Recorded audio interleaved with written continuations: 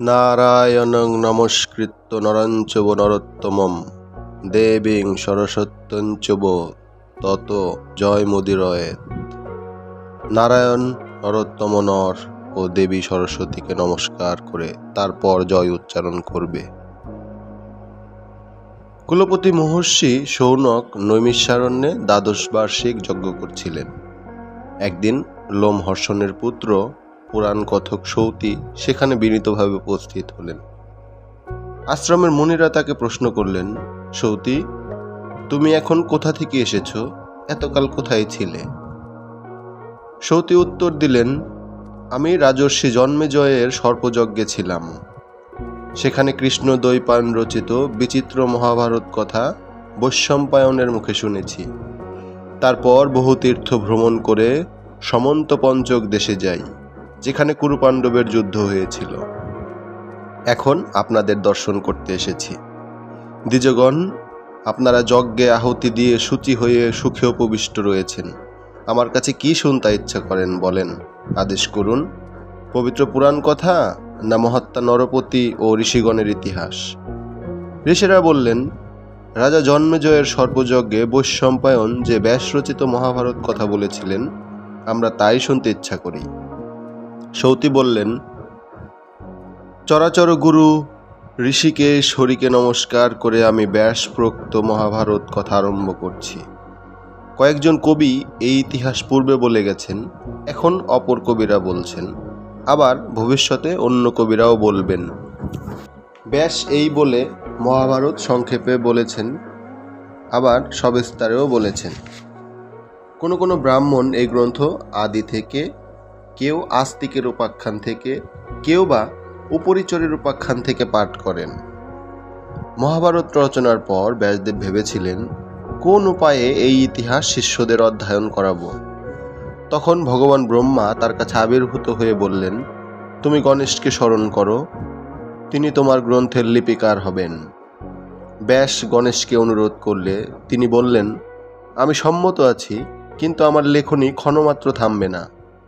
ব্যাস ভাবলেন, আমার রচনায় ৮,৮০০ এমন কূট শ্লোক আছে, যার অর্থ কেবল আমি আর আমার পুত্র সুখ বুঝতে পারি, সঞ্জয় পারেন কিনা সন্দেহ। ব্যাস গণেশকে বললেন, আমি যা বলে যাব আপনি তার অর্থ না বুঝে লিখতে পারবেন না। গণেশ বললেন, তাই হবে। গণেশ সর্বজ্ঞ হলেও কূট শ্লোক লেখবার সময় তাকে ভাবতে হতো, সেই অবসরে ব্যাস অন্য বহু শ্লোক রচনা করতেন। রাজা জন্মেজয় এবং ব্রাহ্মণগণের বহু অনুরোধের পর ব্যাসদেব তার শিষ্য বৈশম্পায়নকে মহাভারত শোনাবার জন্য আজ্ঞা দিয়েছিলেন।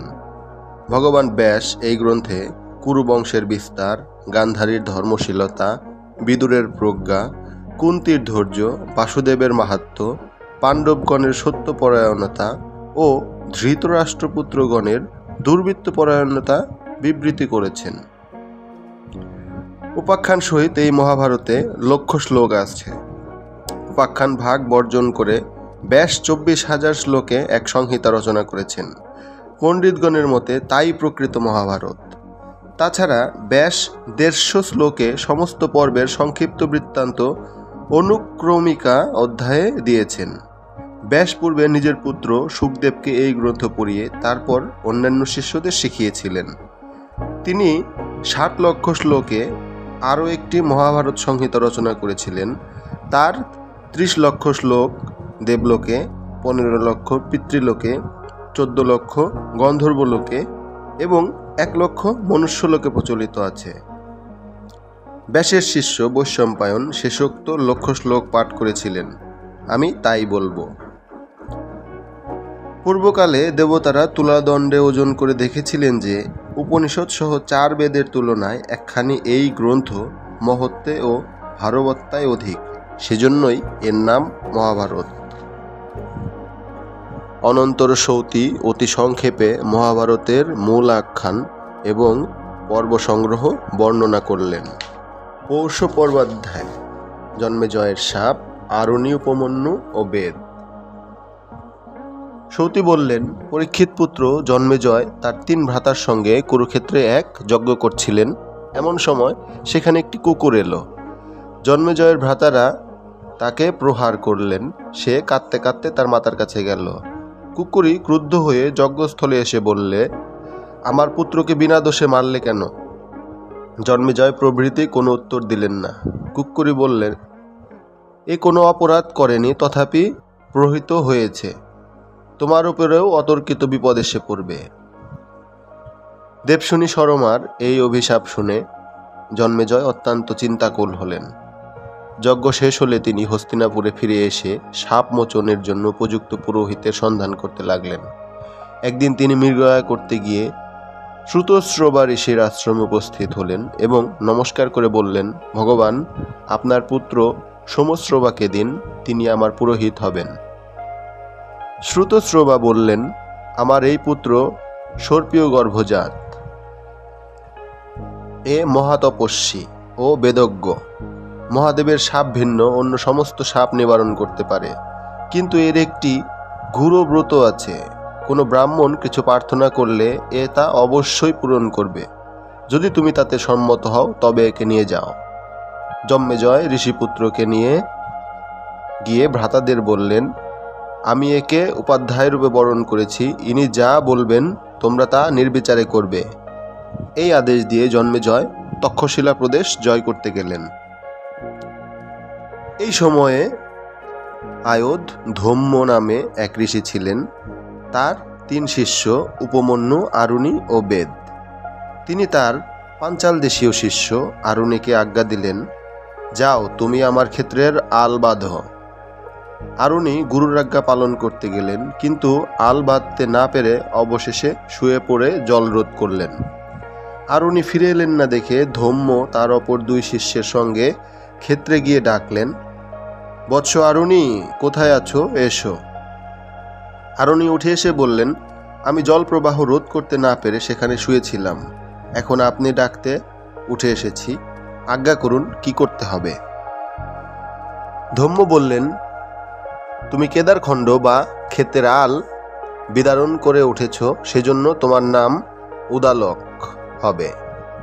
আমার আজ্ঞা পালন করেছ, সেজন্য তুমি শ্রেয় লাভ করবে এবং সমস্ত বেদ ও ধর্মশাস্ত্র তোমার অন্তরে প্রকাশিত থাকবে। আয়োধ ধম্ম আর এক শিষ্য উপমন্যুকে আদেশ দিলেন, বৎস, তুমি আমার গো রক্ষা করো। উপমন্যু প্রত্যহ গরু চড়িয়ে সন্ধ্যায় ফিরে এসে গুরুকে প্রণাম করতে লাগলেন। একদিন গুরু জিজ্ঞাসা করলেন, বৎস, তুমি কি খাও? তোমাকে বেশ স্থূল দেখছি। উপমন্যু বললেন, আমি ভিক্ষা করে জীবিকা নির্বাহ করি। গুরু বললেন, আমাকে নিবেদন না করে ভিক্ষান্ন ভোজন উচিত নয়। তারপর থেকে উপমন্যু ভিক্ষাদ্রব্য এনে গুরুকে দিতেন। তথাপি তাকে পুষ্ট দেখে গুরু বললেন, তুমি যা ভিক্ষা পাও সবই তো আমি নিই, তুমি এখন কি খাও? উপমন্যু বললেন, প্রথমবার ভিক্ষা করে আপনাকে দিই, তারপর আবার ভিক্ষা করি, তাতেই আমার জীবিকা নির্বাহ হয়। গুরু বললেন, এ তোমার অন্যায়, এতে অন্য ভিক্ষাজীবীর হানি হয়, তুমিও লোভী হয়ে পড়ছ। তারপর উপমন্যু একবার মাত্র ভিক্ষা করে গুরুকে দিতে লাগলেন। গুরু আবার তাকে প্রশ্ন করলেন, বৎস, তোমাকে তো অতিশয় স্থূল দেখছি, এখন কি খাও? উপমন্যু বললেন, আমি এই সব গরুর দুধ খাই। গুরু বললেন, আমার অনুমতি বিনা দুধ খাওয়া তোমার অন্যায়। উপমন্যু তারপরেও স্থূলকায় রয়েছেন দেখে গুরু বললেন, এখন কি খাও? উপমন্যু বললেন, স্তন্যপানের পর বাছুররা যে ফ্যান উদ্গার করে তাই খাই। গুরু বললেন, এই বাছুররা দয়া করে তোমায় যে প্রচুর ফ্যান উদ্গার করে, তাতে এদের পুষ্টির ব্যাঘাত ঘটে। দয়া করে তোমার জন্য প্রচুর ফ্যান উদ্গার করে, ফ্যান খাওয়াও তোমার উচিত নয়। গুরুর সকল নিষেধ মেনে নিয়ে উপমন্যু গুরু চড়াতে লাগলেন। একদিন তিনি ক্ষুধার্ত হয়ে অর্কপত্র বা আকন্দ পাতা খেলেন। সেই খার তিক্ত কটুরুক্ষ তীক্ষ্ণ বস্তু খেয়ে তিনি অন্ধ হলেন এবং ঢলতে ঢলতে কূপের মধ্যে পড়ে গেলেন। সূর্যাস্তের পর উপমন্যু ফিরে এলেন না দেখে আয়োধ্যম্য বললেন, আমি তার সকল প্রকার ভোজন নিষেধ করেছি, সে নিশ্চয়ই রাগ করেছে, তাকে খোঁজা উচিত। এই বলে তিনি শিষ্যদের সঙ্গে অরণ্যে গিয়ে ডাকলেন, বৎস অভিমন্যু, কোথায় আছো? এসো। উপমন্যু কূপের ভেতর থেকে উত্তর দিলেন, আমি অর্কপত্র ভক্ষণের ফলে অন্ধ হয়ে এখানে পড়ে আছি। ধম্ম বললেন, তুমি দেববৈদ্য অশ্বিনী কুমারদ্বয়ের স্তব করো, তারা তোমাকে চক্ষুষ্মান করবেন। উপমন্যু স্তব করলেন।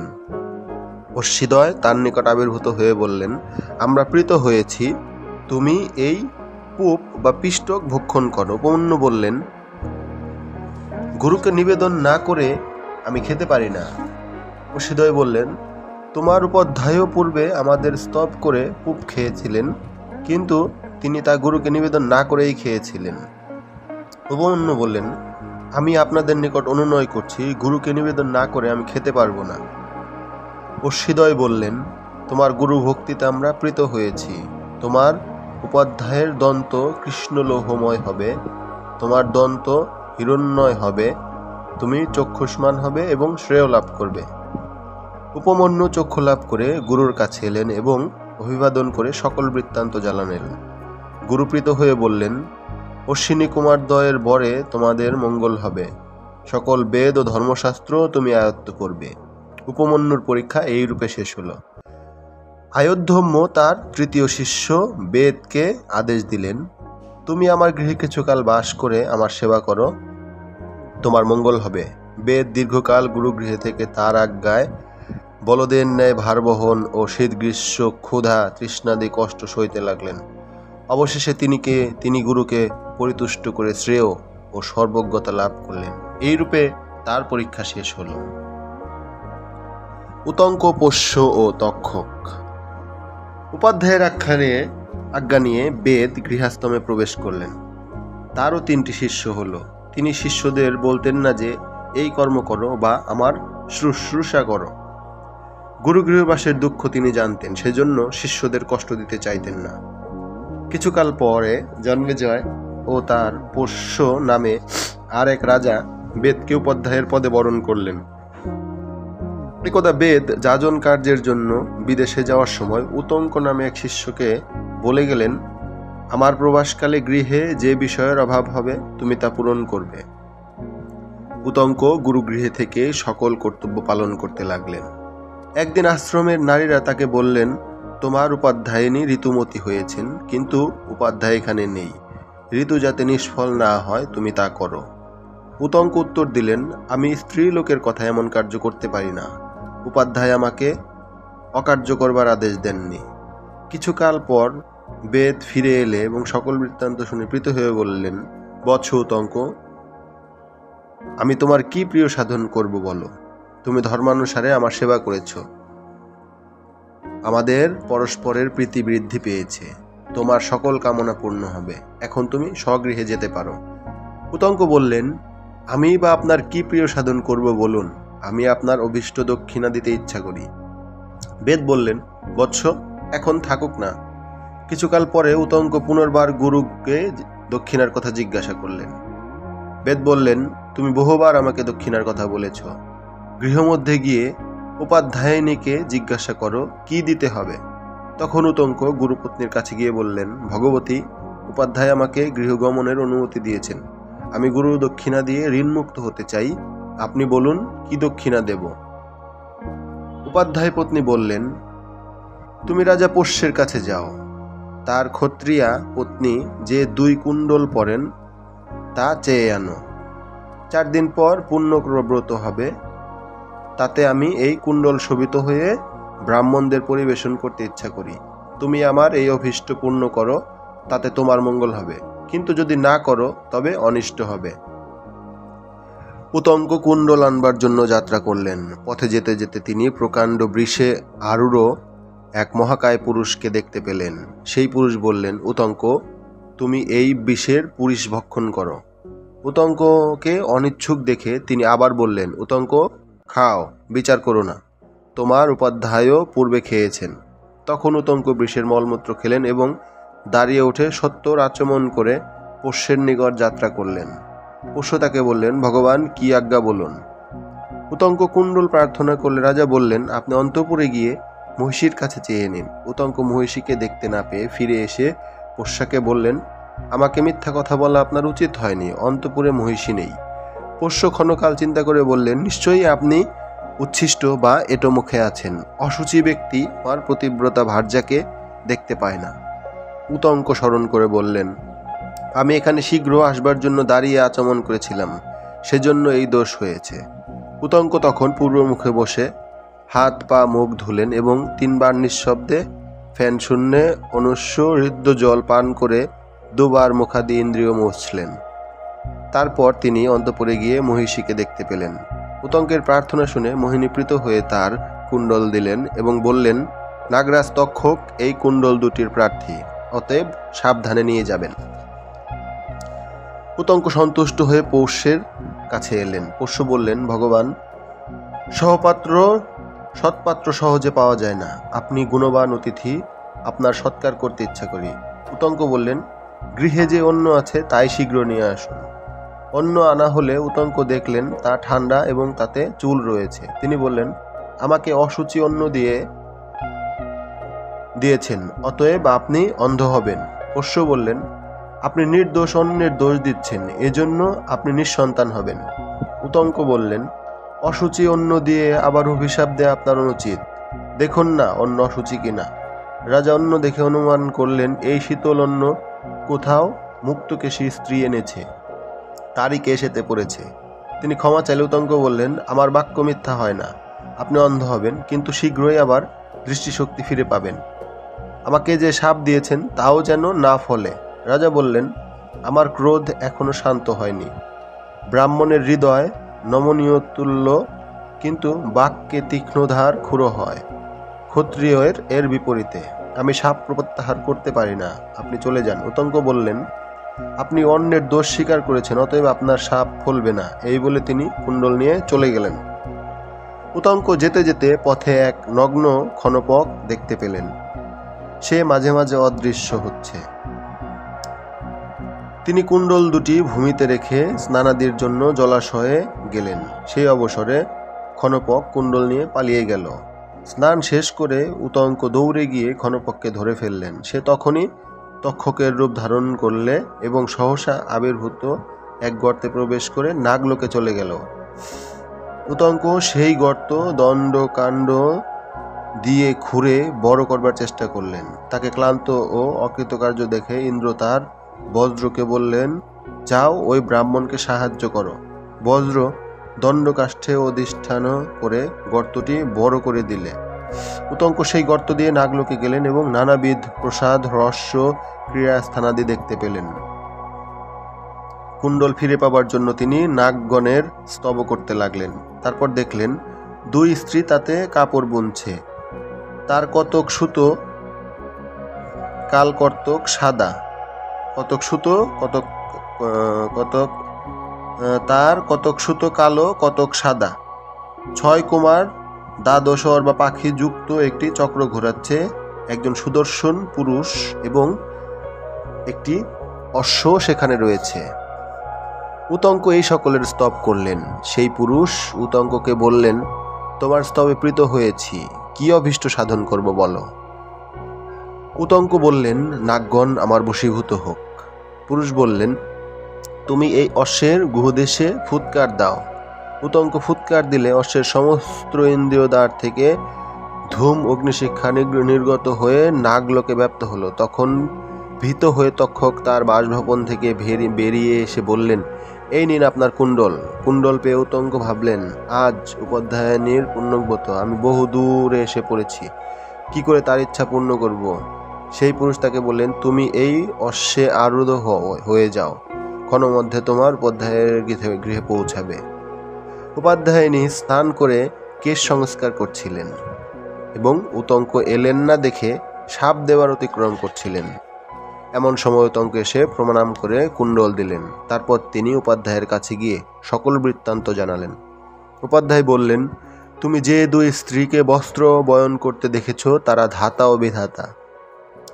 কৃষ্ণ ও শ্বেত সূত্র রাত্রি ও দিন, 6 কুমার 6 ঋতু, চক্রাট 6 বৎসর, তার 12 অর 12 মাস। যিনি পুরুষ তিনি স্বয়ং ইন্দ্র এবং অশ্ব অগ্নি। তুমি যাবার সময় যে বৃষ দেখেছিলে সে ঐরাবত, তার আরোহী ইন্দ্র। তুমি যে পুরুষ খেয়েছ তা অমৃত। নাগলোকে তোমার বিপদ হয়নি, কারণ ইন্দ্র তোমার সখা। তার অনুগ্রহে তুমি কুণ্ডল আনতে পেরেছ। সৌম্য, তোমাকে অনুমতি দিচ্ছি, স্বগৃহে যাও, তোমার মঙ্গল হবে। উতঙ্ক তক্ষকের ওপর প্রতিশোধ নেবার সংকল্প করে হস্তিনাপুরে রাজা জন্মেজয়ের কাছে গেলেন। জন্মেজয় তখন তক্ষশিলা জয় করে ফিরে এসেছেন। মন্ত্রীরা তাকে ঘিরে আছেন। উতঙ্ক যথাবিধি আশীর্বাদ করে বললেন, মহারাজ, যে কার্য করা উচিত ছিল তা না করে আপনি বালকের ন্যায় অন্য কার্য করছেন। জন্মেজয় তাকে সংবর্ধনা করে বললেন, আমি খাত্র ধর্ম অনুসারে প্রজা পালন করে থাকি, আপনি কি করতে বলেন? উতঙ্ক বললেন, আপনার পিতা মহাত্মা পরীক্ষিতের যে প্রাণ হরণ করেছে সেই দুরাত্মা তক্ষকের উপর আপনি প্রতিশোধ নিন। সেই নৃপতির চিকিৎসার জন্য কশ্যপ আসছিলেন, কিন্তু তক্ষক তাকে ফিরিয়ে দিয়েছিল। আপনি শীঘ্র সর্পসত্রের অনুষ্ঠান করুন এবং জ্বলিত অগ্নিতে সেই পাপীকে আহুতি দিন। তাতে আপনার পিতার মৃত্যুর প্রতিশোধ হবে, আমিও প্রীত হব, কারণ সেই দুরাত্মা আমার বিঘ্ন করেছিল। উতঙ্কের কথা শুনে জন্মেজয় তক্ষকের ওপর অতিশয় ক্রুদ্ধ হলেন এবং শোকার্ত মনে মন্ত্রীগণকে পরীক্ষিতের মৃত্যুর বিষয়ে জিজ্ঞাসা করতে লাগলেন। পৌলম পর্বাধ্যায়। ভৃগু পুলমা চ্যাবন অগ্নির শাপমোচন। মহর্ষি শৌনক সৌতিকে বললেন, বৎস, আমি ভৃগু বংশের বিবরণ শুনতে ইচ্ছা করি, তুমি তা বলো। সৌতি বললেন, ব্রহ্মা যখন বরুণের যজ্ঞ করছিলেন তখন সেই যজ্ঞাগ্নি থেকে মহর্ষি ভৃগুর জন্ম হয়েছিল। ভৃগুর ভার্যার নাম পুলমা। তিনি গর্ভবতী হলে একদিন যখন ভৃগু স্নান করতে যান তখন এক রাক্ষস আশ্রমে এসে ভৃগুপত্নীকে দেখে মুগ্ধ হল। এই রাক্ষসেরও নাম পুলমা। পূর্বে সে ভৃগুপত্নী পুলমাকে বিবাহ করতে চেয়েছিল, কিন্তু কন্যার পিতা ভৃগুকেই কন্যা দান করেন। সেই দুঃখ সর্বদাই রাক্ষসের মনে ছিল। ভৃগুর হোমগৃহে প্রজ্বলিত অগ্নি দেখে রাক্ষস বললে, অগ্নি, তুমি দেবগণের মুখ, সত্য বলো, এই পুলমা কার ভার্যা? এই সুন্দরীকে পূর্বে আমি ভার্যারূপে বরণ করেছিলাম, কিন্তু ভৃগু অন্যায়ভাবে একে গ্রহণ করেছে। এখন আমি একে আশ্রম থেকে হরণ করতে চাই, তুমি সত্য কথা বলো। অগ্নি ভীত হয়ে ধীরে ধীরে বললেন, দানবনন্দন, তুমি পূর্বে এই পুলমাকে বরণ করেছিলে, কিন্তু যথাবিধি মন্ত্র পাঠ করে বিবাহ করনি। পুলমার পিতা বরলাভের আশায় ভৃগুকেই কন্যাদান করেছিলেন। ভৃগু আমার সম্মুখেই একে বিবাহ করেছেন।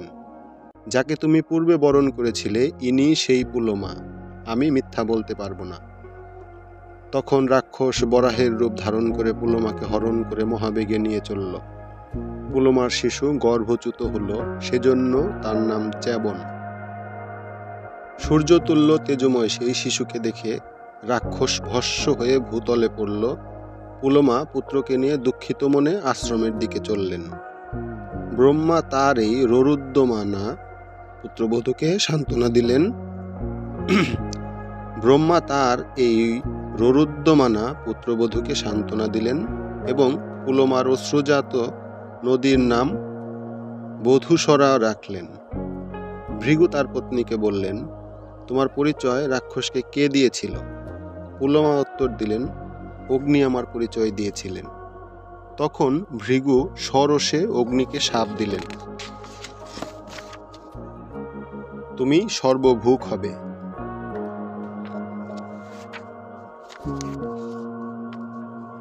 অগ্নি বললেন, তুমি কেন এরূপ শাপ দিলে? আমি ধর্মানুসারে রাক্ষসকে সত্য কথাই বলেছি। তুমি ব্রাহ্মণ, আমার মাননীয়, সেজন্য আমি প্রত্যাভিশাপ দিলাম না। আমি যোগ বলে বহু মূর্তিতে অধিষ্ঠান করি। আমাকে যে আহুতি দেওয়া হয় তাতেই দেবগণ ও পিতৃগণ তৃপ্ত হন। অতএব আমি সর্বভূক কি করে হব? অগ্নি দ্বিজগণের অগ্নিহোত্র ও যজ্ঞাদি ক্রিয়া থেকে অন্তর্হিত হলেন। তার অভাবে সকলে অতিশয় কষ্টে পড়ল। ঋষিরা উদ্বিগ্ন হয়ে দেবগণের সঙ্গে ব্রহ্মার কাছে গিয়ে শাপের বিষয়ে জানালেন এবং বললেন, অগ্নির অন্তর্ধানে আমাদের ক্রিয়ালোপ হয়েছে। যিনি দেবগণের মুখ এবং যজ্ঞের অগ্রভাগ ভোজন করেন তিনি কি করে সর্বভূক হতে পারেন? ব্রহ্মা মিষ্ট বাক্যে অগ্নিকে বললেন, হুতাশন, তুমি ত্রিলোকের ধারয়িতা এবং ক্রিয়াকলাপের প্রবর্তক। ক্রিয়া লোপ করা তোমার উচিত নয়। তুমি সর্বদা পবিত্র। সর্বশরীর দিয়ে তুমি সর্বভোগ হবে না। তোমার গুহদেশে যে শিখা আছে এবং তোমার যে ক্রোববাদ বা মাংসভক্ষক শরীর আছে তা সর্বভোগ হবে। তুমি তেজস্বরূপ মহর্ষি ভৃগু যে শাপ দিয়েছে তা সত্য করো এবং তোমার মুখে যে আহুতি দেওয়া হবে তাই দেবগণের এবং নিজের ভাগরূপে গ্রহণ করো। অগ্নি বললেন, তাই হবে। তখন সকলে সন্তুষ্ট হয়ে নিজ নিজ স্থানে চলে গেলেন। রুরু প্রমোদ বরা ডুন্ডুব। ভৃগুপুত্র চ্যবনের পত্নীর নাম সুকন্যা। তার গর্ভে প্রমতি জন্মগ্রহণ করেন। প্রমতির ঔরসে ঘৃতাচির গর্ভে রুরু নামক পুত্র উৎপাদন হন। এই রুরুর কথা এখন বলবো। স্থূলকেশ নামে খ্যাত সর্বভূত হিতে রত এক মহর্ষি ছিলেন। গন্ধর্বরাজ বিশ্বাবসুর সহিত সহবাসে মেনকা গর্ভবতী হন। সেই নির্দয়া নির্লজ্জা অপ্সরা নদী তীরে তার কন্যা সন্তানকে পরিত্যাগ করেন। মহর্ষি স্থূলকেশ দেবকন্যার ন্যায় কান্তিমতী সেই কন্যাটিকে দেখতে পেয়ে তার নিজের আশ্রমে এনে পালন করতে লাগলেন। এই কন্যা স্বভাবে রূপে গুণে সকল প্রমদার শ্রেষ্ঠ, সেজন্য মহর্ষি তার নাম রাখলেন প্রমোদবরা। রুরু সেই কন্যাকে দেখে মোহিত হলেন। তার পিতা প্রমতির অনুরোধে স্থূলকেশও কন্যাদান করতে সম্মত হলেন। কিছুদিন পর বিবাহকাল আসন্ন হল। প্রমোদবরা তার সখীদের সঙ্গে খেলা করতে করতে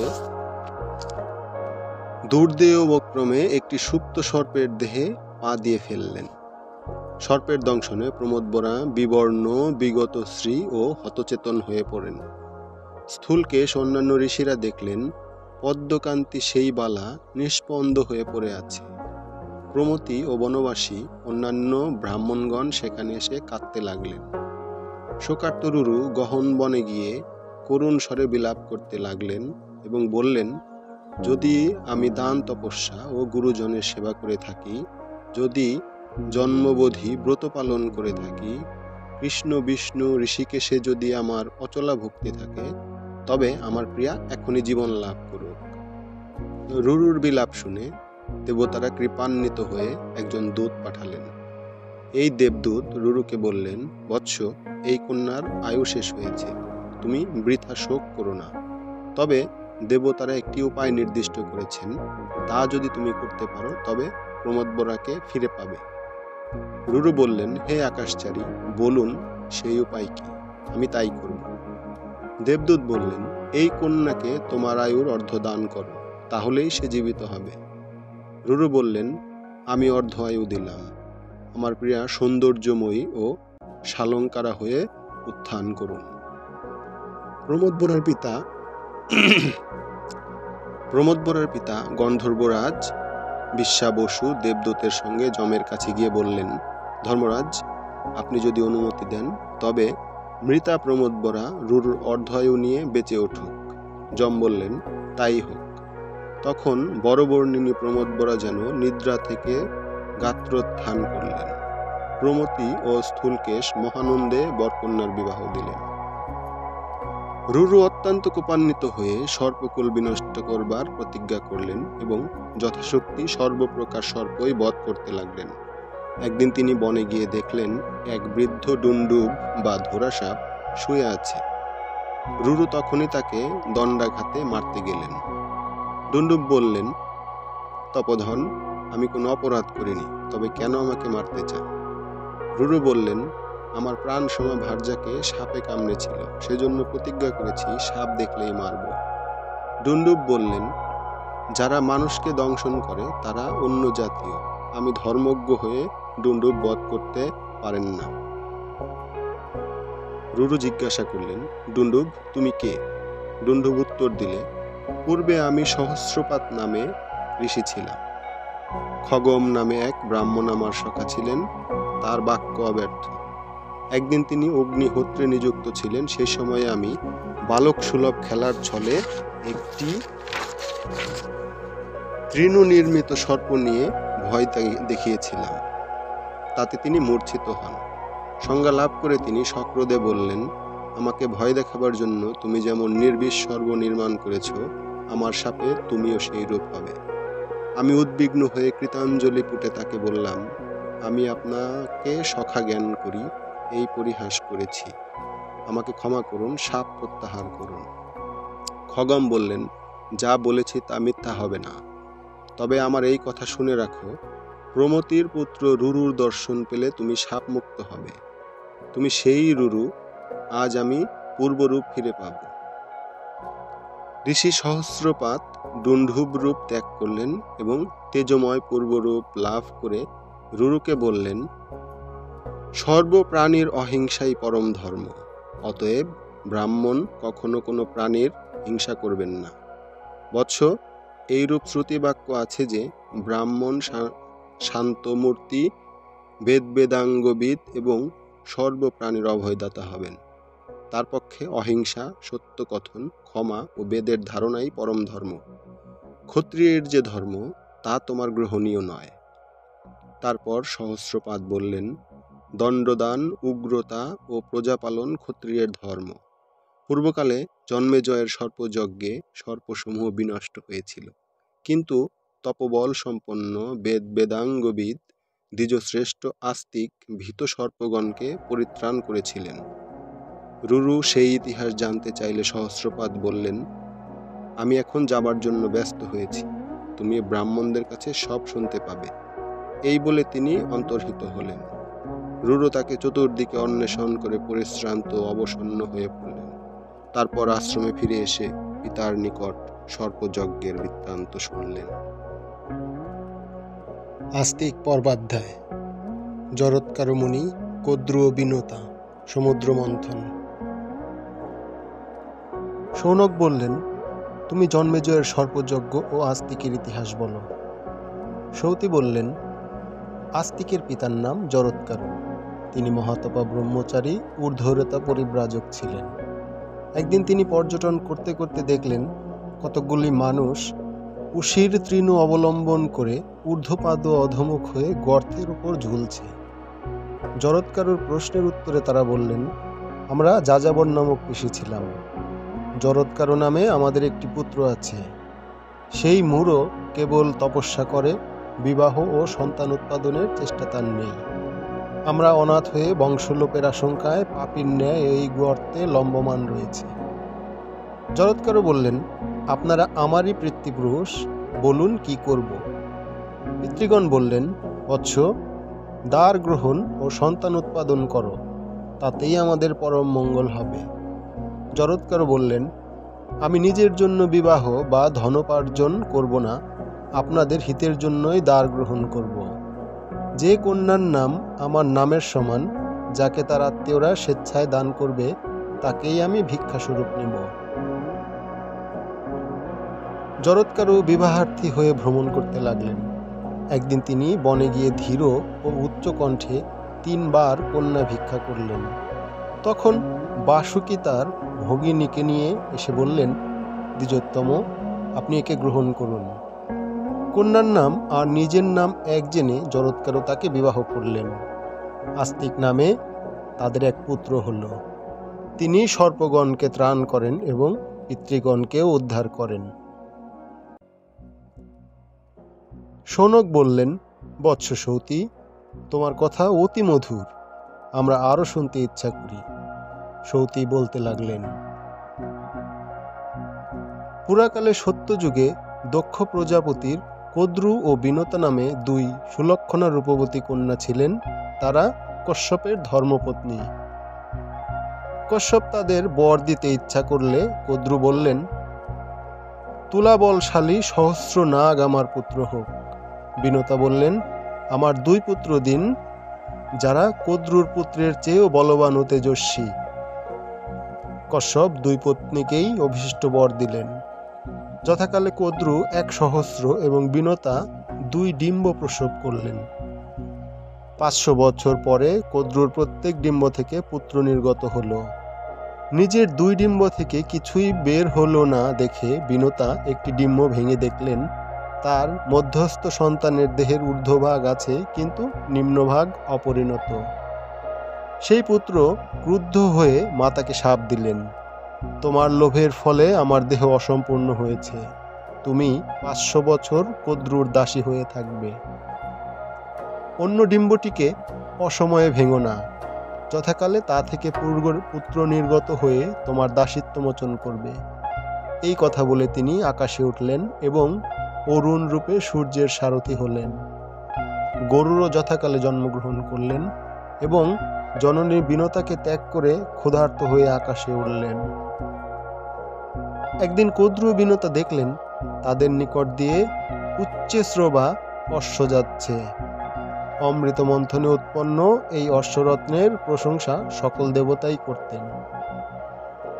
শৌনক অমৃত মন্থনের বিবরণ শুনতে চাইলে সৌতী বললেন, একদা দেবগণ সুমেরু পর্বতের শিখরে বসে অমৃত প্রাপ্তির জন্য মন্ত্রণা করছিলেন। নারায়ণ ব্রহ্মাকে বললেন, দেবগণ ও অসুরগণ একত্র হয়ে সমুদ্র মন্থন করুন, তাহলে অমৃত পাবেন। ব্রহ্মা ও নারায়ণের আদেশে নাগরাজ অনন্ত মন্দর পর্বত উৎপাটন করলেন। তাদের সঙ্গে নিয়ে দেবতারা সমুদ্র তীরে গিয়ে বললেন, অমৃতের জন্য আমরা আপনাকে মন্থন করব। সমুদ্র বললেন, আমাকে অনেক মর্দন সইতে হবে, অমৃতের অংশ যেন আমি পাই। দেবাসুরের অনুরোধে সাগরস্থ কূর্মরাজ মন্দর পর্বতকে পৃষ্ঠে ধারণ করলেন। ইন্দ্র বজ্র দ্বারা পর্বতের নিম্নদেশ সমান করে দিলেন। তারপর মন্দরকে মন্থনদণ্ড এবং নাগরাজ বাসুকীকে রজ্জু করে দেবাসুর সমুদ্র মন্থন করতে লাগলেন। অসুরগণ নাগরাজের শীর্ষদেশ এবং দেবগণ উচ্চ ধারণ করলেন। বাসুকীর মুখ থেকে ধূম ও অগ্নিশিখার সহিত যে নিঃশ্বাস বায়ু নির্গত হলো তা মেঘে পরিণত হয়ে পরিশ্রান্ত দেবাসুরের ওপর জল বর্ষণ করতে লাগল। সমুদ্র থেকে মেঘ গর্জনের ন্যায় শব্দ উঠল। মন্দরের ঘর্ষণে বহু জলজন্তু নিষ্পিষ্ট হল। পর্বতের বৃক্ষ সকল পক্ষী সমেত নিপতিত হল। বৃক্ষের ঘর্ষণে অগ্নি উৎপন্ন হয়ে হস্তি সিংহ প্রভৃতি জন্তুকে দগ্ধ করে ফেলল। নানা প্রকার বৃক্ষের নির্যাস, ঔষধির রস এবং কাঞ্চন দ্রব্য সমুদ্র জলে পড়ল। সেই সকল রস মিশ্রিত জল থেকে দুগ্ধ ও ঘৃত উৎপন্ন হল। তারপর মধ্যমান সাগর থেকে চন্দ্র উঠলেন এবং ঘৃত থেকে লক্ষ্মী, সুরাদেবী, শ্বেতবর্ণ উচ্চশ্রবা অশ্ব ও নারায়ণের বক্ষের ভূষণ কস্তুভ মণির উদ্ভব হল। সর্বকামনা পূরক পারিজাত ও সুরভিধেনুও উথিত হল। লক্ষ্মী, সুরীদেবী, চন্দ্র ও উচ্চশ্রবা দেবগণের নিকট গেলেন। অনন্তর ধনন্তরী দেবী অমৃতরূপে কমণ্ডল নিয়ে উঠলেন। তা দেখে দানবগণ আমার আমার বলে কোলাহল করতে লাগল। তারপর শ্বেতবর্ণ চতুর্দন্ত মহাকায় ঐরাবত উথিত হলে ইন্দ্র তাকে ধরলেন। অতিশয় মন্থনের ফলে কালকূট উঠল। সধম অগ্নির ন্যায় সেই বিষে জগৎ ব্যাপ্ত হল। ব্রহ্মাণ অনুরোধে ভগবান মহেশ্বর সেই বিষ কণ্ঠে গ্রহণ করলেন। সেই থেকে তার নাম নীলকণ্ঠ। দানবগণ অমৃত ও লক্ষ্মী লাভের জন্য দেবতাদের সঙ্গে কলহ করতে লাগলেন। নারায়ণ মোহিনী মায়ায় স্ত্রী রূপ ধারণ করে দানবগণের কাছে গেলেন। তারা মোহিত হয়ে তাকে অমৃত সমর্পণ করল। তিনি দানবগণকে শ্রেণীবদ্ধ করে বসিয়ে কমণ্ডলু থেকে কেবল দেবগণকে অমৃত পান করালেন। দানবগণ ক্রুদ্ধ হয়ে দেবগণের প্রতি ধাবিত হল। তখন বিষ্ণু অমৃত হরণ করলেন। দেবতারা বিষ্ণুর কাছ থেকে অমৃত নিয়ে পান করছিলেন। সেই অবসরে রাহু নামক এক দানব দেবতার রূপ ধারণ করে অমৃত পান করলেন। অমৃত রাহুর কণ্ঠদেশে যাওয়ার আগেই চন্দ্র ও সূর্য বিষ্ণুকে বলে দিলেন। বিষ্ণু তখনই তার চক্র দিয়ে সেই দানবের মুণ্ডচ্ছেদ করলেন। রাহুর মুণ্ড আকাশে উঠে গর্জন করতে লাগল। তার কবন্ধ ভূমিতে পড়ল, সমস্ত পৃথিবী কম্পিত হল। সেই অবধি চন্দ্র সূর্যের সঙ্গে রাহুর চিরস্থায়ী শত্রুতা হল। বিষ্ণু স্ত্রী রূপ ত্যাগ করে দেবগণের সঙ্গে যোগ দিয়ে ঘোর যুদ্ধ করলেন। দানবগণ পরাজিত হয়ে পালিয়ে গেল। কদ্রু বিনতার পণ, গরুর গৎকচ্ছপ, অমৃত হরণ। একদিন উচ্চশ্রবাকে দেখে কদ্রু বিনতা তর্ক করলেন। এই অশ্বের বর্ণ কি? বিনতা বললেন, শ্বেত। কদ্রু বললেন, এর পুচ্ছলোম কৃষ্ণ। অবশেষে এই পণ স্থির হলো যে কাল তারা অশ্বটিকে ভালো করে দেখবেন এবং যার কথা মিথ্যা হবে তিনি সপত্নীর দাসী হবেন। কদ্রু তার সর্পপুত্রদের ডেকে বললেন, তোমরা শীঘ্র গিয়ে ওই অশ্বের পুচ্ছে লগ্ন হও, যাতে কজ্জল বর্ণ দেখায়। যে সর্পরা সম্মত হলো না, কদ্রু তাদের শাপ দিলেন, তোমরা জন্মেজয়ের সর্পযজ্ঞে দগ্ধ হবে। পরদিন প্রভাতে কদ্রু ও বিনতা আকাশপথে সমুদ্রের পরপারে গেলেন। উচ্চে শ্রবার পুচ্ছে কৃষ্ণবর্ণ লোম দেখে বিনতা বিষণ্ণ হলেন এবং কদ্রু তাকে দাসিত্বে নিযুক্ত করলেন। এই সময়ে বিনতার দ্বিতীয় ডিম্ব বিদীর্ণ করে মহাবল গরুর বহির্গত হলেন এবং অগ্নিরাশির ন্যায় তেজময় বিশাল দেহ ধারণ করে আকাশে উঠে গর্জন করতে লাগলেন। তারপর তিনি সমুদ্রের পরপারে মাতার নিকট গেলেন। কদ্রু বিনতাকে বললেন, সমুদ্রের মধ্যে ওই সুরম্য নাগালয় আছে, সেখানে আমাকে নিয়ে চলো। বিনতা কদ্রুকে এবং গরুর তার বহিমাতা ভ্রাতা সর্পগণকে বহন করে নিয়ে চললেন। সূর্যতাপে পুত্ররা কষ্ট পাচ্ছে দেখে কদ্রু ইন্দ্রের স্তব করলেন এবং ইন্দ্রের আদেশে মেঘ থেকে বৃষ্টিপাত হল। সর্প সকল হৃষ্ট হয়ে গরুর পিঠে চড়ে এক রমণীয় দ্বীপে এলো। তারা গরুরকে বললে, আমাদের অন্য এক দ্বীপে নিয়ে চলো, যেখানে নির্মল জল আছে। গরুর বিনতাকে জিজ্ঞাসা করলেন, এদের আজ্ঞানুসারে আমাকে চলতে হবে কেন? বিনতা জানালেন যে কদ্রু কপট উপায়ে তাকে পণে পরাজিত করে দাসিত্বে নিযুক্ত করেছেন। গরুর দুঃখিত হয়ে সর্পদের জিজ্ঞাসা করলেন, কি করলে আমরা দাসত্ব থেকে মুক্ত হতে পারি? সর্পরা বললে, যদি নিজ বীর্য বলে অমৃত আনতে পারো তবে মুক্তি পাবে। গরুর বিনতাকে বললেন, আমি অমৃত আনতে যাচ্ছি, পথে কি খাবো? বিনতা বললেন, সমুদ্রের এক প্রান্তে বহু সহস্র নিষাদ বাস করে, তুমি সেই নির্দয় দুরাত্মাদের খেও, কিন্তু ব্রাহ্মণদের কখনো হিংসা করো না। গরুর আকাশ মার্গে যাত্রা করে নিষাদালয়ে উপস্থিত হলেন এবং মুখ্য বেদন দান করে নিষাদগণকে গ্রাস করতে লাগলেন। এক ব্রাহ্মণ তার পত্নীর সঙ্গে গরুরের কণ্ঠে প্রবেশ করছিলেন। দীপ্ত অঙ্গারের ন্যায় দাহবোধ হওয়ায় গরুর বললেন, দ্বিজোত্তম, তুমি শীঘ্র নির্গত হও। ব্রাহ্মণ পাপী হলেও আমার ভক্ষ নয়। ব্রাহ্মণ বললেন, তবে আমার নিষাদী ভার্যাকেও ছেড়ে দাও। গরুর বললেন, আপনি তাকে নিয়ে শীঘ্র বেরিয়ে আসুন, যেন আমার জঠরানলে জীর্ণ না হন। ব্রাহ্মণ সস্ত্রীক নির্গত হয়ে গরুরকে আশীর্বাদ করে প্রস্থান করলেন। তারপর গরুর তার পিতা মহর্ষি কশ্যপের কাছে গেলেন। কশ্যপ কুশল করলে গরুর বললেন, আমি মাতার দাসিত্ব মোচনের জন্য অমৃত আনতে যাচ্ছি, কিন্তু আমি প্রচুর খাদ্য পাই না। আপনি আমার ক্ষুৎপিপাসা নিবৃত্তির উপায় বলুন। কশ্যপ বললেন, বিভাবসু নামে এক কোপন স্বভাব মহর্ষি ছিলেন। তার কনিষ্ঠ ভ্রাতা সুপ্রতীক ধন বিভাগের জন্য বারবার অনুরোধ করতেন।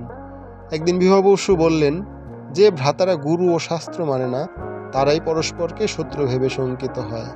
সাধুলোকে ধন বিভাগের প্রশংসা করেন না। তুমি আমার নিষেধ শুনবে না, ভিন্ন হয়ে ধনশালী হতে চাও, অতএব আমার শাপে তুমি হস্তি হও। সুপ্রতীকও জ্যেষ্ঠকে শাপ দিলেন, তুমি কচ্ছপ হও। বৎস গরুর, ওই যে সরোবর দেখছ, ওখানে দুই ভ্রাতা গজ কচ্ছপ রূপে পরস্পরকে আক্রমণ করছে। তুমি ওই মহাগিরি তুল্য গজ ও মহামেঘ তুল্য কচ্ছপ ভোজন করো। এক নখে গজ আর এক নখে কচ্ছপকে তুলে নিয়ে গরুর অলম্ব তীর্থে গেলেন। সেখানকার বৃক্ষ সকল শাখা ভঙ্গের ভয়ে কাঁপতে লাগলো। একটি বিশাল দিব্য বটবৃক্ষ গরুরকে বললে, আমার শত যোজনায়ত মহাশাখায় বসে তুমি গজকচ্ছপ ভোজন করো। গরুর বসামাত্র মহাশাখা ভেঙে গেল। বালখিল্য মুনিগণ সেই শাখা থেকে অধমুখে ঝুলছেন দেখে গরুর সন্ত্রস্ত হয়ে শাখাটি ধরে ফেলল এবং বহু দেশে বিচরণ করে অবশেষে গন্ধমাদন পর্বত উপস্থিত হলেন। কশ্যপ সেখানে তপস্যা করছিলেন। তিনি পুত্রের অনিষ্ট বারণের জন্য বালখিল্যগণকে বললেন, তপোধনগণ, লোকের হিতের নিমিত্ত গরুর মহৎ কর্মে প্রবৃত্ত হয়েছে, আপনারা তাকে অনুমতি দিন। তখন বালখিল্যগণ শাখা ত্যাগ করে হিমালয়ে তপস্যা করতে গেলেন।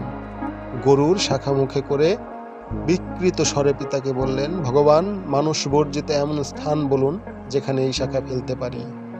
কশ্যপ একটি তুষারময় জনশূন্য পর্বতের কথা বললেন। গরুর সেখানে গিয়ে শাখা ত্যাগ করলে এবং পর্বত শৃঙ্গে বসে গজকচ্ছপ ভোজন করলেন। ভোজন শেষ করে গরুর মহাবেগে উড়ে চললেন। অশুভ সূচক নানা প্রকার প্রাকৃতিক উপদ্রব দেখে ইন্দ্রাদি দেবগণ ভীত হলেন। বৃহস্পতি বললেন, কশ্যপ বিনতার পুত্র কামরূপী গরুর অমৃত হরণ করতে আসছে। তখন দেবতারা নানাবিধ অস্ত্র ধারণ করে অমৃত রক্ষার জন্য প্রস্তুত হলেন। গরুরকে দেখে দেবগণ ভয়ে কম্পিত হয়ে পরস্পরকে অস্ত্রাঘাত করতে লাগলেন। বিশ্বকর্মা অমৃতের রক্ষক ছিলেন। তিনি গরুরের সঙ্গে কিছুক্ষণ যুদ্ধ করে ক্ষতবিক্ষত হয়ে ভূপাতিত হলেন। গরুরের পক্ষের আন্দোলনে ধূলি উড়ে দেবলোক অন্ধকারাচ্ছন্ন হল। বায়ু সেই ধূলি অপসারিত করলেন। ইন্দ্রাদি দেবগণের সঙ্গে গরুরের তুমুল যুদ্ধ হতে লাগলো। পরিশেষে গরুর জয়ী হলেন এবং স্বর্ণময় ক্ষুদ্র দেহ ধারণ করে অমৃত রক্ষাগারে প্রবেশ করলেন। গরুর দেখলেন অমৃতের চতুর্দিকে অগ্নিশিখা জ্বলছে। তার নিকটে একটি ক্ষুরধার লৌহচক্র নিরন্তর ঘুরছে। তিনি তার দেহ সংকুচিত করে চক্রের অরের অন্তরাল দিয়ে প্রবেশ করে দেখলেন অমৃত রক্ষার জন্য দুই ভয়ঙ্কর সর্পচক্রে নিম্ন দেশে রয়েছে। গরুর তাদের বধ করে অমৃত নিয়ে আকাশে এসে বিষ্ণু দর্শন করলেন। গরুর অমৃতপানের লোভ সংবরণ করেছেন দেখে বিষ্ণু প্রীত হয়ে বললেন, তোমাকে বর দেব। গরুর বললেন, আমি তোমার উপরে থাকতে এবং অমৃতপান না করেই অজর অমর হতে ইচ্ছা করি। বিষ্ণু বললেন, তাই হবে। তখন গরুর বললেন, ভগবান, তুমিও আমার কাছে বর চাও। বিষ্ণু বললেন, তুমি আমার বাহন হও, আমার রথধ্বজের ওপরেও থেকো। গরুর তাই হবে বলে মহাবেগে প্রস্থান করলেন। তখন ইন্দ্র তাকে বজ্রাঘাত করলেন। গরুর সহাস্যে বললেন, শতক্রতু দধীচি মুনি, তার অস্থিজাত বজ্র এবং তোমার সসম্মানের নিমিত্ত আমি একটি পালক ফেলে দিলাম। তোমার বজ্রপাতে আমার কোনো ব্যথা হয়নি। গরুরের নিক্ষিপ্ত সেই সুন্দর পালক দেখে সকলে আনন্দিত হয়ে তার নাম দিলেন সুপর্ণ। ইন্দ্র তার সঙ্গে সখ্য স্থাপন করে বললেন, যদি তোমার অমৃতে প্রয়োজন না থাকে তবে আমাকে ফিরিয়ে দাও, কারণ তুমি যাদের দেবে তারাই আমাদের উপর উপদ্রব করবে। গরুর বললেন, কোনো বিশেষ উদ্দেশ্যে আমি অমৃত নিয়ে যাচ্ছি। যেখানে আমি রাখব সেখান থেকে তুমি হরণ করো। ইন্দ্র তুষ্ট হয়ে বর দিতে চাইলে গরুর বললেন, মহাবল সর্পগণ আমার ভক্ষ হোক। ইন্দ্র বললেন, তাই হবে। তারপর গরুর বিনতার কাছে এলেন এবং সর্পভ্রাতাদের বললেন, আমি অমৃত এনেছি, এই কুশের ওপর রাখছি, তোমরা স্নান করে এসে খেও। এখন তোমাদের কথা রাখো, আমার মাতাকে দাসিত্ব থেকে মুক্ত করো। তাই হোক বলে সর্পরা স্নান করতে গেল। সেই অবসরে ইন্দ্র অমৃত হরণ করলেন। সর্পের দল ফিরে এসে আমি আগে বলে অমৃত খেতে গেল, কিন্তু না পেয়ে কুশ চাটতে লাগলো। তার ফলে তাদের জিহ্বা দ্বিধাবিভক্ত হল। আস্তিকের জন্ম, পরীক্ষিতের মৃত্যু বিবরণ। শৌনক বললেন, কদ্রুর অভিশাপ শুনে তার পুত্রেরা কি করেছিল বলো। সৌতি বললেন, ভগবান শেষনাগ কদ্রুর জ্যেষ্ঠ পুত্র। তিনি মাতার অভিশাপের পর নানা পবিত্র তীর্থে গিয়ে কঠোর তপস্যা করতে লাগলেন। ব্রহ্মা তার কাছে এসে বললেন, তোমার কি কামনা তা বলো। শেষ উত্তর দিলেন, আমার সহোদরগণ অতি মন্দমতি। তারা আমার বৈমাত্র ভ্রাতা গরুরকে দেশ করে। আমি পরলোকে সহোদরদের সংসর্গ চাই না, সেজন্য তপস্যায় প্রাণ বিসর্জন দেব। ব্রহ্মা বললেন, আমি তোমার ভ্রাতাদের আচরণ জানি। ভাগ্যক্রমে তোমার ধর্মবুদ্ধি হয়েছে। তুমি আমার আদেশে এই শৈল, বন, সাগর, জনপদাদি সমন্বিত চঞ্চল পৃথিবীকে নিশ্চল করে ধারণ করো। শেষনাগ পাতালে গিয়ে মস্তক দ্বারা পৃথিবী ধারণ করলেন। ব্রহ্মার ইচ্ছায় গরুর তার সহায় হলেন। পাতালবাসী নাগগণ তাকে বাসুকী রূপে নাগরাজ পদে অভিষিক্ত করলেন। মাতৃপ্রদত্ত সাপ খণ্ড করবার জন্য বাসুকী তার ধার্মিক ভ্রাতাদের সঙ্গে মন্ত্রণা করলেন। নাগগণ অনেক প্রকার উপায় নির্দেশ করলেন, কিন্তু বাসুকী কোনটিতে সম্মত হলেন না। তখন এলাপত্র নামে এক নাগ বললেন, আমার মাতা যখন অভিশাপ দেন তখন আমি তার কোরে বসে শুনেছিলাম ব্রহ্মা দেবগণকে বলছেন, তপস্বী পরিব্রাজক জরৎকারুর ঔরসে বাসুকীর ভগিনী জরৎকারুর গর্ভে আস্তিক নামে এক পুত্র জন্মগ্রহণ করবেন। তিনি ধার্মিক সর্পগণকে রক্ষা করবেন। তারপর বাসুকী বহু অন্বেষণের পর মহর্ষি জরৎকারুকে পেয়ে তাকে ভগিনী সম্প্রদান করলেন। সেই ধার্মিক তপস্বী বাসুকীর প্রদত্ত রমণীয় গৃহে সস্ত্রীক বাস করতে লাগলেন। তিনি ভার্যাকে বললেন, তুমি কদাচ আমার অপ্রিয় কিছু করবে না, যদি করো তবে এই বাসগৃহ আর তোমাকে ত্যাগ করব। বাসুকীর ভগিনী তাতেই সম্মত হলেন এবং শ্বেতকাকীর ন্যায় পতির সেবা করে যথাকালে গর্ভবতী হলেন। একদিন মহর্ষি তার ক্রোড়ে মস্তক রেখে নিদ্রা যাচ্ছিলেন। এমন সময় সূর্যাস্তকাল উপস্থিত হল। পাছে সন্ধ্যাকৃত্যের কাল উত্তীর্ণ হয় এই আশঙ্কায় তিনি মৃদুস্বরে স্বামীকে জাগালেন। মহর্ষি বললেন, নিদ্রা ভঙ্গ করে তুমি আমার অবমাননা করেছ, তোমার কাছে আমি আর থাকব না। আমি যতক্ষণ সুপ্ত থাকি ততক্ষণ সূর্যের অস্ত যাবার ক্ষমতা নেই। অনেক অনুনয় করলেও তিনি তার বাক্য প্রত্যাহার করলেন না। যাবার সময় পত্নীকে বলে গেলেন, ভাগ্যবতী, তোমার গর্ভে অগ্নিতুল্য তেজস্বী পরম ধর্মাত্মা বেদজ্ঞ ঋষি আছেন। যথাকালে বাসুকী ভগিনীর দেবকুমার তুল্য এক পুত্র হল। এই পুত্র চ্যাবন্তনয় প্রমতির কাছে বেদাধ্যয়ন করলেন। মহর্ষি জরৎকারু চলে যাবার সময় তার পত্নীর গর্ভস্থ সন্তানকে লক্ষ্য করে অস্থি বলেছিলেন, সেজন্য তার পুত্র আস্তিক নামে খ্যাত হল। শৌনক জিজ্ঞাসা করলেন, জন্মেজয় তার পিতার মৃত্যুর বৃত্তান্ত জানতে চাইলে মন্ত্রীরা তাকে কি বলেছিলেন? সৌতী বললেন, জন্মেজয়ের মন্ত্রীরা এই ইতিহাস বলেছিলেন, অভিমন্যু উত্তরার পুত্র মহারাজ পরীক্ষিত কৃপাচার্যের শিষ্য ও গোবিন্দের প্রিয় ছিলেন। 60 বৎসর বয়স পর্যন্ত রাজত্ব করবার পর দুর্দুষ্টক্রমে তার প্রাণনাশ হয়। তিনি প্রপিতামহ পাণ্ডুর ন্যায় মহাবীর ও ধনুর্ধর ছিলেন। একদা পরীক্ষিত মৃগয়া করতে গিয়ে একটি মৃগকে বাণবিদ্ধ করে তার অনুসরণ করলেন এবং পরিশ্রান্ত ও ক্ষুধিত হয়ে গহীন বনে শমিক নামক এক মুনিকে দেখতে পেলেন। রাজা মৃগ সম্বন্ধে প্রশ্ন করলে মুনি উত্তর দিলেন না, কারণ তিনি তখন মৌনব্রতধারী ছিলেন। পরীক্ষিত ক্রুদ্ধ হয়ে তাকে একটা সর্প ধনুর অগ্রভাগে দিয়ে তুলে মুনির স্কন্ধে পরিয়ে দিলেন। মুনি কিছুই বললেন না, ক্রোধ প্রকাশ করলেন না। রাজা তখন নিজের পুরীতে ফিরে গেলেন। শমিক মুনির শৃঙ্গী নামে এক তপস্বী ক্রোধী পুত্র ছিলেন।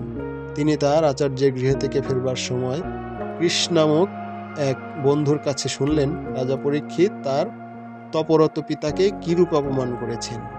শৃঙ্গী ক্রোধে যেন প্রদীপ্ত হয়ে এই অভিশাপ দিলেন, আমার নিরপরাধ পিতার স্কন্ধে যে মৃত সাপ দিয়েছে সেই পাপীকে সপ্তরাত্রির মধ্যে মহাবিষধর তক্ষক নাগ দংশন করবে।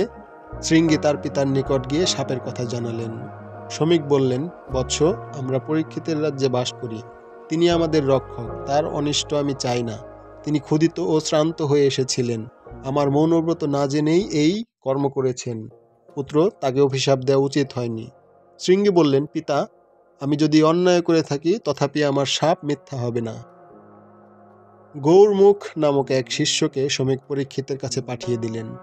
গুরুর উপদেশ অনুসারে গৌরমুখ বললেন, মহারাজ, মৌনব্রতী শমিকের স্কন্ধে আপনি মৃত সাপ রেখেছিলেন, তিনি সেই অপরাধ ক্ষমা করেছেন, কিন্তু তার পুত্র ক্ষমা করেননি।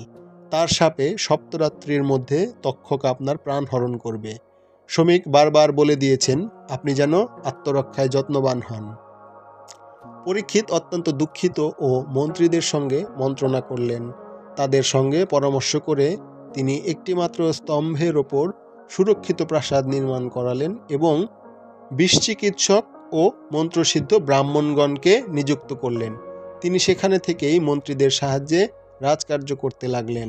অন্য কেউ তার কাছে আসতে পারত না।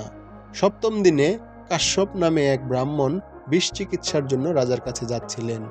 বৃদ্ধ ব্রাহ্মণের বেশে তক্ষক তাকে বললেন, আপনি এত দ্রুত কোথায় যাচ্ছেন? কাশ্যপ বললেন, আজ তক্ষক নাগ পরীক্ষিতকে দংশন করবে।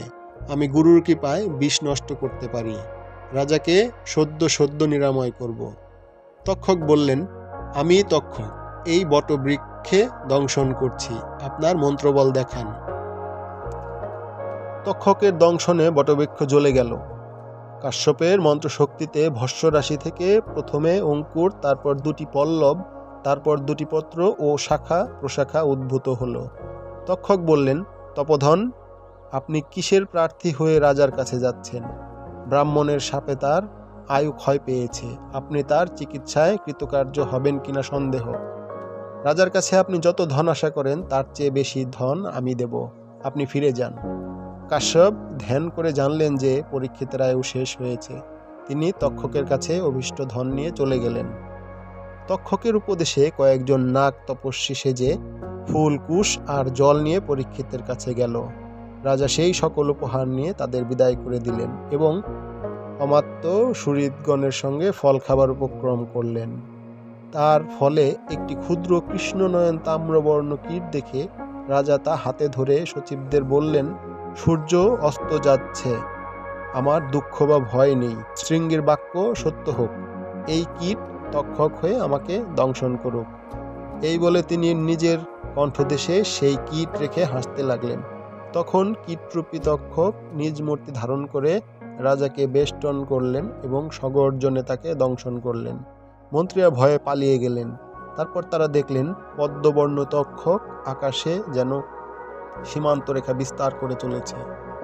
বিষের অনলে রাজার গৃহ আলোকিত হলো। তিনি বজ্রাহতের ন্যায় পড়ে গেলেন। পরীক্ষিতের মৃত্যুর পর রাজপুরোহিত ও মন্ত্রীরা পারলৌকিক ক্রিয়া সম্পন্ন করে তার শিশুপুত্র জন্মেজয়কে রাজা করলেন। যথাকালে কাশীরাজ সুবর্ণ বর্মার কন্যা বপুষ্টমার সঙ্গে জন্মেজয়ের বিবাহ হল। তিনি অন্য নারীর প্রতি মন দিতেন না, প্রতিবতা রূপবতী বপুষ্টমার সঙ্গে মহানন্দে কাল যাপন করতে লাগলেন। জন্মেজয়ের সর্পশস্ত্র। মন্ত্রীদের কাছে পিতার মৃত্যু বিবরণ শুনে জন্মেজয় অত্যন্ত দুঃখে অশ্রুমোচন করতে লাগলেন। তারপর জলস্পর্শ করে বললেন, যে দুরাত্মা তক্ষক আমার পিতার প্রাণ হিংসা করেছেন তার ওপর আমি প্রতিশোধ নেব।